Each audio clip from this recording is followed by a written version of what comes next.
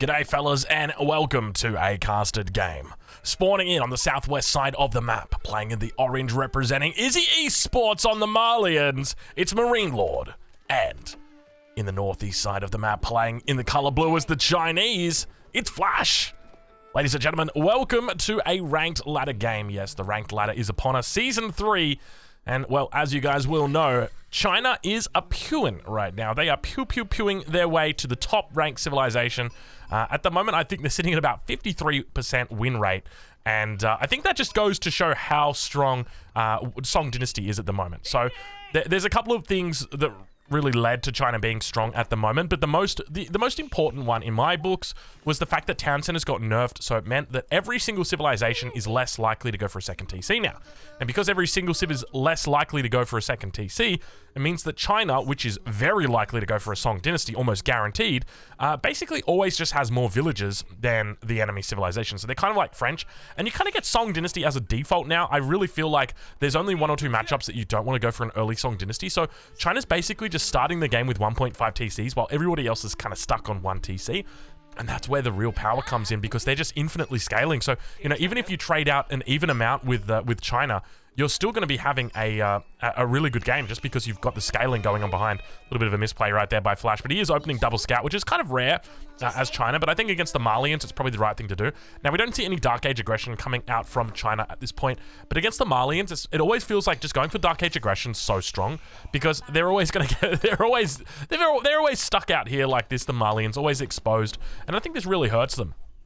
I don't know how you would change this as the Malians. Like, maybe, here's an idea. Maybe give the pit mine, like, a ranged attack of, like, 4 range or something like that. And just enough to try and defend its little houses out here. I don't know. It just feels like whenever you make these pit mines out here, they're just so exposed. Even to, like, 1 or 2 spearmen or a scout or something like that. You know, give the enemy some disincentive to attach. Because it's free real estate, really. It's just free real estate.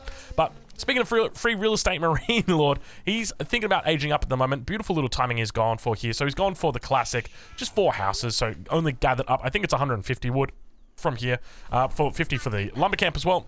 Interestingly, doesn't go for the other 2 stragglers. Bit of a weird champ right there, but I'll allow it. Age up still yet to come through in on the Chinese side, but for MarineLorD, he's got the age up. Now, I would hope that he goes for trade here. I don't think he's going to, but I think trade on this map makes so much sense. So I would have just loved to have seen the landmark come down right here. And then from that, he's trading behind the scenes, looking really good. And then, you know, getting those beautiful walls in, because trade is so damn strong on some of the maps that we've got in the map pool at the moment. When you think about the type of maps that we've got here, so Altai is a really good trade map. Another really good trade map is Hillendale, and another one is the Pit. So there is a lot of good trading maps at the moment, and I do feel like Malians with their trade is definitely unexplored. But I'm thinking right now out loud for you guys, but I'm like, I want to go play on the ranked ladder, and I want to go play Malians, and I want to go play trade. But the thing is, China's really strong right now, so it's like I've got to play China while they're strong, right? Because I've been a China main for the last 18 months, and they've never been like even close to an S tier civilization, and now they're finally there. Like, I'm not going to abandon them now. Like, it is time for me to get my ELO. I'm doing it. This is my time. But nice little pickup here at the moment from Flash. He's picked up a whole bunch of sheep, so he's got 12 sheep underneath the mill, and beautiful positioning on the Imperial Academy as well. So we do have an absence of a lumber camp, but it looks like it's going to be coming up shortly. He's picking up some stragglers at the moment, so doing the classic 3 villages to wood, and that's going to give him enough for the lumber camp right here.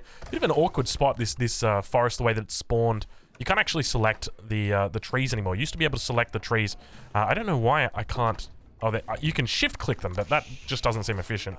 I miss the days of box clicking or box dragging them.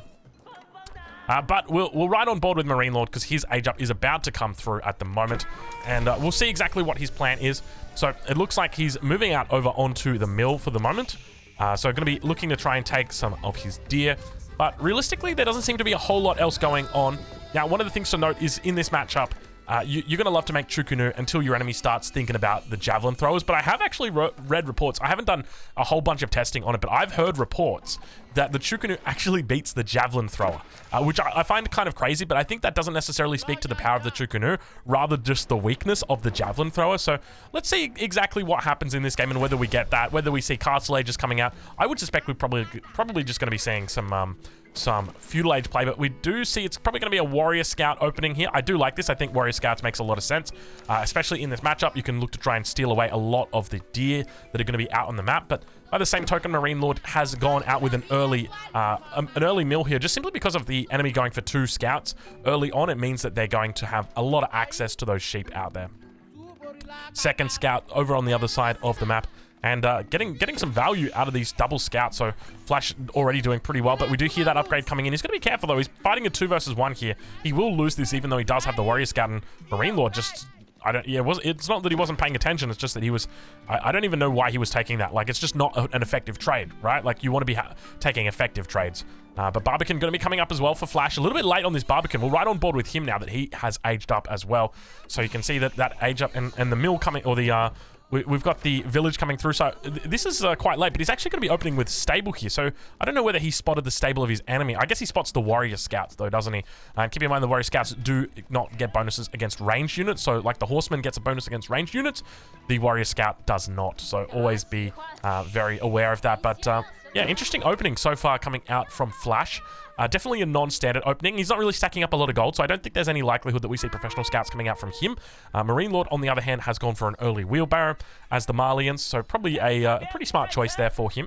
I think early wheelbarrow is quite strong. And there's certain civs that want to go for it and certain civs that don't want to go for it. So China, you don't want to go for an early wheelbarrow. If you go for an early wheelbarrow, then you're reducing the amount of tax that you get. So basically you're doing 33% less drop-offs when you're underneath here. So you want to be avoiding it if possible. You want to try and stack up all of that gold as much as you can. You can see, speaking of stacking up that gold, up to 74 gold already over here. And that's not even with upgrades. All right, well, the horseman's making its way out onto the map. Going to force back that warrior scout, at least for the moment. Doesn't have a lot of vision here. And just kind of, you can see what happens, right? Like the warrior scout runs into the forest, and the Chinese horseman gets a little bit confused. But he's still going to be able to put on some pressure here. Now, it looks like we've got a sofa in queue for MarineLorD at the moment, so he's still going to be playing into that cavalry play style. But remember, at this point, Flash is now scaling. He is scaling effectively because he has got 1.5 town centers through that Song dynasty. Every single villager he trains, it's only 13 seconds. Now, one of the other big changes that makes China very strong, in my opinion, it's actually a change I recommended quite a long time ago. I think I recommended this back in April, and that was that the Imperial Academy would be able to train out Imperial officials. Now, you've got a max of 4 Imperial officials, right? So it's not a huge bonus, but what it does do is it gives a lot of flexibility to China. They don't have to be going for Imperial officials super early. I mean, you still always want to make 1 Imperial official early on, but it gives you a lot of flexibility from the town center. But I wouldn't be surprised if a change like that, look, it's probably not going to get reverted, but they might just make it so the Imperial official takes a little bit longer to train. Maybe move that up from 20 to 25 seconds, something like that. Find a way that they can hurt China and not really any other civilization. I guess the other alternative that they could look for is with Song Dynasty, maybe reducing the amount of bonus you get from that Song Dynasty. There's a lot of ways that they could go with it, but I think at the moment, everyone kind of agrees that China is so damn strong on every single map. It doesn't matter what the map is. It doesn't matter at all. There's no real counter-civ to them at the moment. You know, before, in the old days, Holy Roman Empire used to be a great counter-civ. Delhi used to be pretty decent as well against them. French, of course. But now it's just like, China just laughs at everybody. And it feels good. But let's focus a little bit more on what we've got going down, because we've got a second town center coming down. I didn't even see this one coming. So second town center coming out here for Flash. So playing a little bit of the old school Chinese style, not going for 1 TC, instead going to be going for a second TC. Over on the other side of the map though, MarineLorD looks like he might even be thinking about aging up. He's stacking up plenty of gold right now. 4 villagers on gold. He's actually going to be going for a second TC himself. I didn't even see that in here. It's so cramped on the minimap. But looks like he's moved out with a single sofa and some warrior scouts, and now going to be sieging down that village. The village, it's in a decent spot though. I do like the village positioning here, right on the edge of the wood line as well as the berries. But fortunately, the Spim going to be able to save the day. Going to be able to force back these units now. Looks like he didn't actually go for the weaker. What you want to be doing there is waiting for both of the Spearmen to come together and then hitting those warrior scouts at the same time. But look at the walls coming up now for MarineLorD. He might even be thinking about going into trade himself. Honestly, when I see walls like this coming up for MarineLorD, I'm starting to think a little bit more about trade. But one thing to note is he's walling from wall to wall. So instead of walling to the to the forest and then walling across the forest, he's just walling the entire way across. And I think this is a very smart thing to do. And I think a lot of players are going to start to do this just because of the power of the chop through. If you just wall to here, if you just draw a nice little wall across like that, then your enemy can just come in, bring a villager, chop, chop, and they're through. And now the integrity of your wall is completely compromised. And we see on the other side that Flash is doing the exact same thing. And so it makes a lot of sense here. It also kind of saves you a little bit on the APM as well, because you don't have to click, click, click, click, click about where you want all your walls. You just kind of keep it nice, consistent, and together. We can see on the front line he has decided not to observe that here, but it makes a lot of sense in that there's always going to be openings that can be formed here from the center. You can't really get away from having that. But it looks like it's going to be a classic opening here from China. Just going with Horsemen and Spearmen. Donzo's going to be pretty effective against them, but the numbers here of units for MarineLorD pretty decent at this point. 13 villager advantage at the moment for Flash, so he's definitely pulling quite far ahead. He's got 31 villagers on food at the moment as well. That is a huge amount of villagers on food. And doing the right thing as well. We can see he's supervising the mill, and he's got how many villas out here? 31 of these villagers out at the moment. You can see that there's a little bit... this is the consequence of having this many villagers, as you get a fair amount of idle villagers just hanging out. And now you got a whole bunch of idols just chilling out for the moment, minding their own business. Still pressure being applied, though, back towards this village. You can see Flash being very, very careful about his decision as to where he wants to commit. Villagers coming out as well, looking to get that repair off. Going to be successful and force this one back.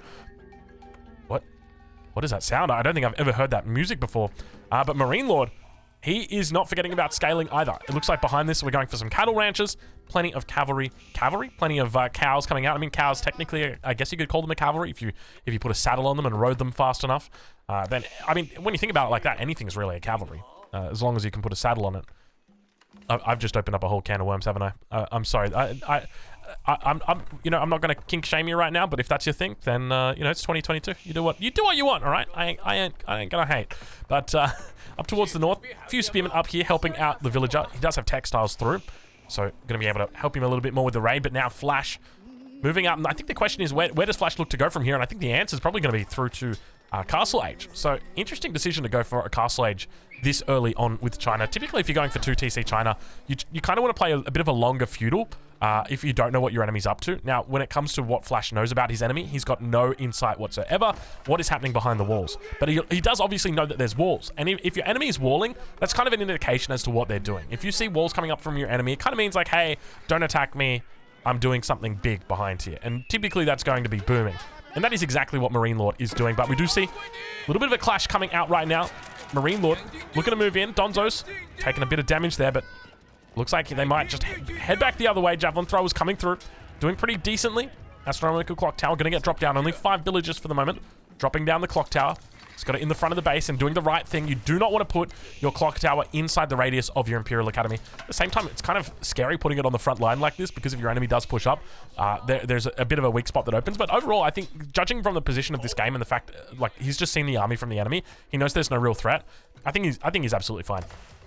So the big question is, where does he go from here? What does he do? So I think the answer to that question is probably going to be heavy amounts of spearmen and palace guards, and then just mixing in a nest of bees. And I think that's going to be quite strong. I think that pretty much counters absolutely everything that the Malians can really do. I guess the big thing that Malians love to do once they get to the Castle Age is go for veteran Sofa and veteran archers. But we don't see MarineLorD really moving in that direction. He's really just planning to play this in a strong feudal position, but adding in a lot of javelin throwers as well. It's important to note that there are plenty of them out, but he's going to be pushing in now. We don't actually see enough resources to get out the first nest of bees.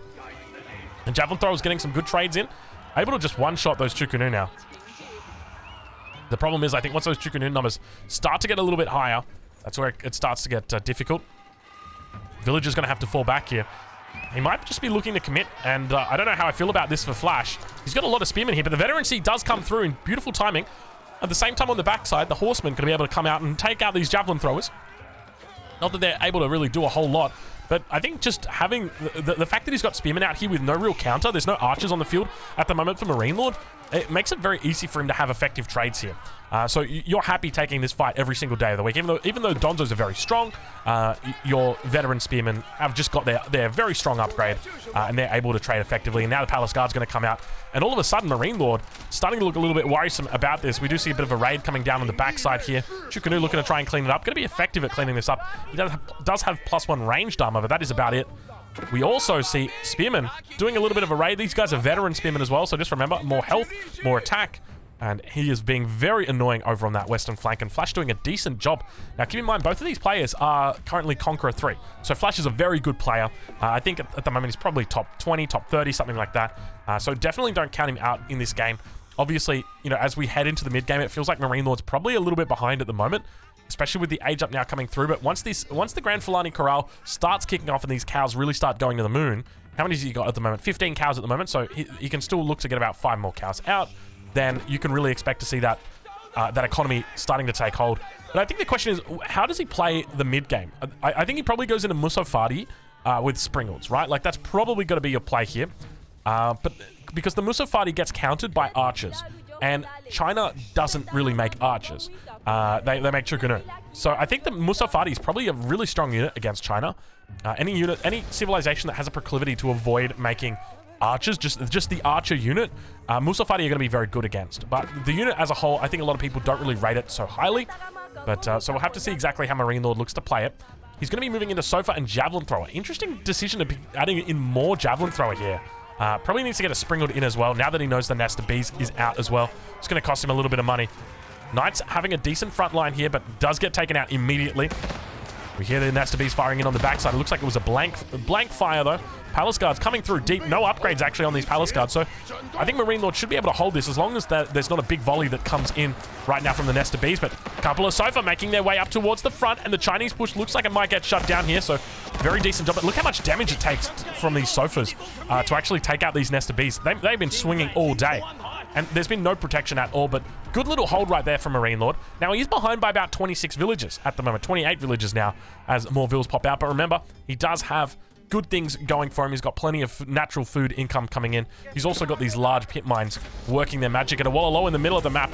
Do not dare fight that one, MarineLorD. And he does pull back from that successfully. And now, I guess that's also going to give away the fact that his enemy is looking to pick up relics. So does manage to snipe out snipe out the Monk. Sofa's continuing to fall back, and we do see a Springald now coming out from Flash as well. And interestingly, MarineLorD goes after that. MarineLorD also going to be going into his own Springald here. But decent micro coming out from MarineLorD. Very scrappy fight at the moment. Very scrappy game here. But Javelin Throwers on the backside, getting out some decent DPS here. Have picked up most of their upgrades, and it's a very heads-up fight at the moment between these two players. When I say heads-up fight, I mean there's not really much happening around the extremities of the map, which is normally what you do see on a map like Altai. So these guys are just fighting it, you know, man fighting it basically is the best way to think about it. Just mono-y-mono, straight up the middle, my army versus yours, let's do it. But now Chukunu coming out, getting off some decent damage. He's still looking to try and kite away the Palace Guards, but the damage that's being done, not particularly strong. Warrior Scouts moving up to the front. Veteran Warrior Scouts is through, and I would definitely encourage MarineLorD to avoid making Warrior Scouts. A lot of people look at these units and they're like, oh, they're really good. They're not really good. They're good at doing what they're about to do. That's it. Other than that, they're pretty useless for the majority of the game, with the exception of like maybe the early game raiding and maybe the late game in helping out. But you can see right there, the Nest of Bees survives with a single health. And that's a feels bad man moment right there. But as long as a villager gets pulled, he should be able to repair it. Unfortunately, doesn't. I don't know what it was. It might have been the Javelin Thrower that got the shot off, so very well played right there from MarineLorD. But the villager count up by 30 now for Flash. He's continuing to pump out units here. China, it's in that great little spot where he's actually got the veterancy on the Chukunu. Still yet to get the +2 through for them. But we do see Musafadi now coming in as well for MarineLorD, so adding them in slowly. When it comes to the economies for these two players, we can see that MarineLorD at the moment sitting on a huge economy, about 4k resources. Compare that over to Flash, and he's sitting on even more. He's sitting on about 4.5k resources. So you can really see the difference starting to come out, holding it down. And I think this is where the difference between these two civilizations starts to come out. It's going to be the units. So Chinese units, typically considered to be better units than the units of the Malians here. But MarineLorD is holding on for the moment and still making Javelin Throwers, interestingly. Not moving into Archers, not moving into Sofa, which is a little bit strange, because that combination is a really solid combination. Main issue he's going to have, though, is this Nest of Bees. Where are the Springalds? He's got one more in queue. That's it for the moment, though. And it looks like Flash going to be able to secure up the center here. He lost that second Monk. He lost a Monk a second time, but it looks like the third Monk should be successful here. You can see he does have one Monk out on the map. Relic back here, yet to be picked up. We'll take a look at the base of Flash and see how he's doing. Beautiful little silos he's got around here with his granary. But now villagers were moving forward, so it doesn't look like it was going to be a keep drop. And I can't believe I just said it. I can't believe I just said it, and immediately as it gets picked up, it goes down. So, unfortunate timing right there for Flash. He's lost 450 gold in Monks, and MarineLorD doing a wonderful job. But a MarineLorD now coming out. Definitely a good choice here for MarineLorD, considering how many Chukunu are coming out. Bit of a raid on the backside as well. Looks like Imperial Official almost going down, but not going to be successful. Now, it's a bit of a double-edged sword taking out those Imperial Officials. We'll talk about that in a little bit, as he attempts to try and dive down the Mangonel. Does a decent job of holding on, and now the Musafati going to be coming through on the other side. Still these Nesta Bees just standing strong here, getting off so much damage here, but it looks like finally he's going to be able to do a rundown. So there's a good reason to target down the Imperial Officials, and that's because they're so expensive. But there's also a bad reason to target them down. And the reason why is because they're very easily rebuilt from the Imperial Academy. So sure, you kill them, and I've lost resources, but I don't lose anything other than those resources, because now I'm just going to rebuild it, and I'm not going to lose any villager time from my town centers. So it's definitely a bit of a two-edged sword. I would honestly just you know, in the early game go for Imperial Officials, in the late game go for villagers. That's probably the best way I think about it. But Mangonel gets taken out. Nice little micro here from Flash. He continues putting in these outposts, just looking to provide a little bit of line of sight, maybe provide a little bit of support. We don't actually see any upgrades coming through at this point, but his economy's starting to take off. And I just realized, take a look at the population difference here. We've got Flash on 177 population against MarineLorD on 122. So you can see that the economies are just really starting to scale now for the Chinese player. He's up by 40 villages. And I think that's probably where the difference is, right? Like up by 40 vills, but also up by military. And he's able to just continue pushing through. And I think this is where a lot of lesser players would have trouble against MarineLorD, because when they get repelled, they just fall back. And what does Flash do? He just pushes the agenda. He is constantly aggressive, constantly looking to fight, constantly trying to take out the enemy and force any kind of mistake he can. And he's doing a really decent job right now. Pushing through, Springald's looking to trade out. It's going to be a 1-for-1. Villagers on the backside here, looking to try and repair this up. We can see for both players, actually. MarineLorD going to have to try and work some magic. Indeed, he does work some magic, but it's going to be another 1-for-1 trade right there, showing the power of the Chinese Springald right now. Very well played. Unfortunately, MarineLorD just a little bit too late to the party with those villagers to repair. And now he's got a problem. Flash is pushing in. Flash is dishing out huge damage. I don't think MarineLorD's going to be able to hold this. The economy's too strong. He's up 70 population. And good game gets called. MarineLorD taps out against Flash, playing the Chinese.